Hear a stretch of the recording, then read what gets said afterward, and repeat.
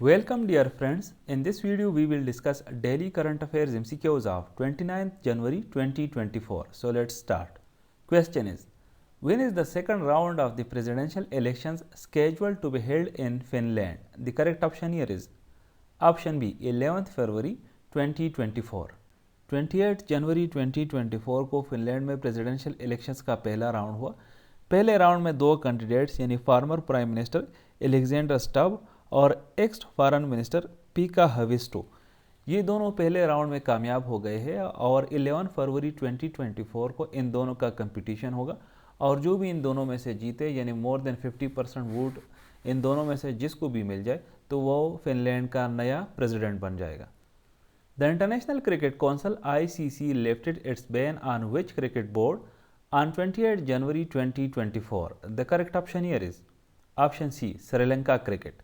Sri Lanka cricket board पे ICC ने पाबंदी लगाई थी और उसकी वजह ये थी कि उसमें बहुत ज़्यादा पॉलिटिकल इंटरफेरेंस और करप्शन थी। अब 28 जनवरी 2024 को आईसीसी ने ये जो बैन लगाई थी वो ख़त्म कर दी है। इस बैन की वजह से श्रीलंका क्रिकेट को काफ़ी नुकसान भी पहुंचा।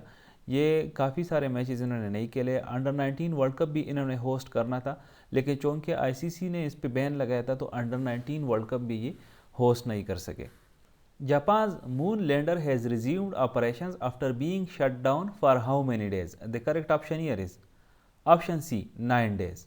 जापान की जो एरोस्पेस एजेंसी है that is known as Japan aerospace exploration agency या जाजा ने एक मिशन लॉन्च किया था मून को स्टडी करने के लिए, that is known as smart lander for investigating moon या स्लेम के नाम से भी इसको जाना जाता है।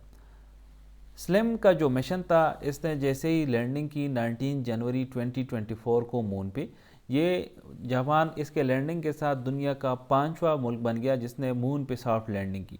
लेकिन मसला ये था कि ये जहाँ पे लैंडिंग की इसकी लैंडर ने, तो लैंडर सन के साथ डायरेक्ट राब्ते में नहीं था और सन के रेज उस पर नहीं लग रहे थे, तो इसी वजह से उसमें कोई इलेक्ट्रिसिटी वगैरह नहीं थी ताकि वो अपने ऑपरेशंस कर सके। अभी चूँकि वो सन के रेस को डायरेक्ट जो है उसी एंगल पे आया है, तो अब 9 दिन बाद इसने काम शुरू किया है और जो कोई डेटा वगैरह इसने भेजना शुरू किया है।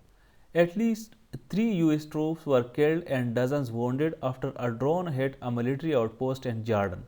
What is the name of the military outpost? The correct option here is option C Tower 22. Recently US troops पे एक ड्रोन अटैक हुआ है। ये ट्रूप्स डिप्लॉयड थे जॉर्डन में। यहाँ पर एक आउटपोस्ट है जॉर्डन में जिसका नाम है टावर 22। टावर 22 इराक और सीरिया के बिल्कुल बॉर्डर पे है। बताया जा रहा है कि इसी अटैक में यूएस के कम से कम 3 पर्सनल जो है वो मारे गए हैं और कोई 30 के लगभग ज़ख्मी हुए हैं। यूएस ने ईरान को इसके लिए एलिज किया है कि ईरान की इन्वॉल्वमेंट है इसमें, लेकिन ईरान ने साफ साफ इनकार किया है कि हमारी इसमें कोई इन्वॉल्वमेंट नहीं है।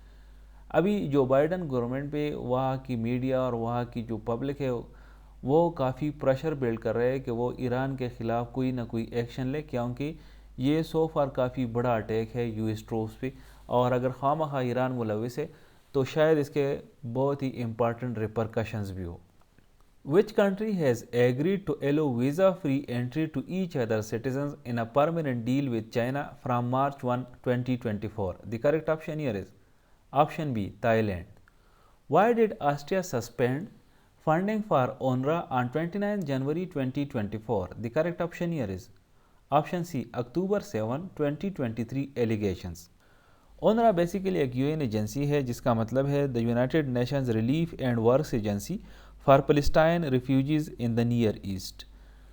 UNRWA का बेसिक मकसद जो है वो फ़लस्तीनियन रिफ्यूजीज़ को असिस्ट करना है। कोई 2 मिलियन के करीब फ़लस्तीनियन रिफ्यूजीज़ जो है वो UNRWA पे डिपेंडेंट है और UNRWA को फंडिंग जो है वो यूएन की तरफ से आती है, थ्रू यूएन आती है बेसिकली, और वो वेस्टर्न कंट्रीज़ जो है ज़्यादातर वो फंडिंग करती है।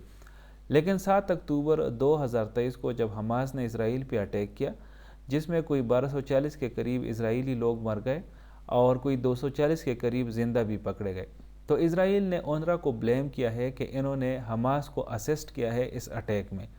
अब चूँकि इजराइल ने ये ब्लेम किया है तो इसके बाद इंग्लैंड, फ्रांस और यूनाइटेड स्टेट्स इस तरह के कई ममालिक ने UNRWA को अपनी फंडिंग जो थी वो बंद की। अभी तक तकरीबन 10 के करीब ममालिक जो है उन्होंने UNRWA को फंडिंग बंद की है। اب لیٹسٹ ڈیولپمنٹ جو ہوئی ہے اس میں تو وہ یہ ہوئی ہے کہ آسٹریا نے بھی اناؤنس کیا ہے 29 جنوری 2024 کو کہ یہ آگے سے اونروا کو فنڈنگ نہیں کریں گی، اور دا ریزن بینگ کہ اکتوبر 7 پہ کے جو اٹیک تھے حماس کے اسرائیل پہ، اس ایلیگیشن کی وجہ سے کہ انہوں نے حماس کو اسسٹ کیا ہے۔ Iranian foreign minister visiting Pakistan on 29 January 2024 amid strain in ties is the correct option here is option C حسین عامر عبداللہین۔ آپ کو پتہ ہوگا کہ اس سال جنوری کے مڈ میں پاکستان اور ایران کے ریلیشنز کافی خراب ہو گئے تھے۔ پہلے ایران نے پاکستان پہ اسٹرائک کیے، پھر پاکستان نے ایران پہ اسٹرائک کیے، لیکن یہ اب جو ہے نا ایک بہت بڑی ڈیولپمنٹ سامنے آئی ہے کہ ایرانین فارن منسٹر جس کا نام ہے حسین عامر عبداللہین، وہ پاکستان پہنچا ہے اور پاکستان کے فارن منسٹر کے ساتھ اس نے بھی ملاقاتیں کی ہے اور بھی جو امپارٹنٹ آفیشلز ہیں ان کے ساتھ ملاقاتیں کی ہے۔ Thank you for watching this video, stay blessed.